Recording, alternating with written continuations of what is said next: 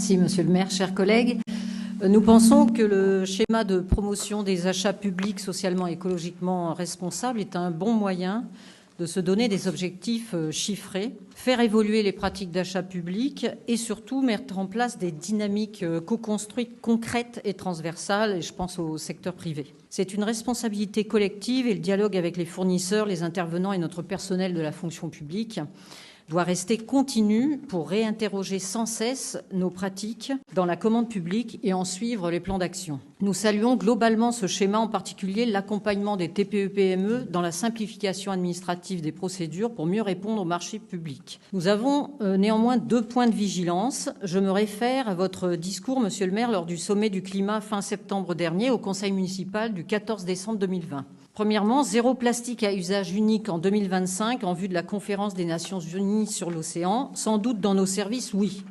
Et bravo à tous, mais nous savons aussi que 95% des déchets sur les plages et dans la Méditerranée sont des déchets plastiques, bouteilles en particulier. Notre ville en récolte 2,4 tonnes sur le littoral.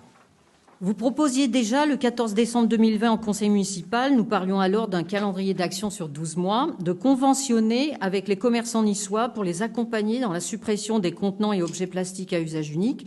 Peut-on avoir connaissance de cette convention ? Et quid des plagistes ? Dans votre discours au sommet du climat, vous avez déclaré « Je vais imposer le 0 plastique à la grande distribution ». Respect. Les assises du commerce avaient d'ailleurs lieu le lundi 2 octobre dernier. Qu'avez-vous obtenu des commerçants ?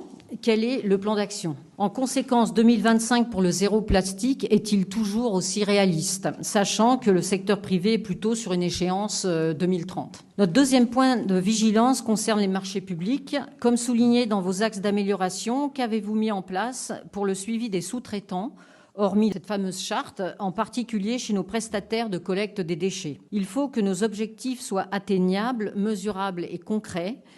Il faut qu'ils soient revus tous les 6 mois et c'est surtout en les réalisant que notre ville deviendra un exemple à suivre. Nous voterons pour cette délibération. Merci.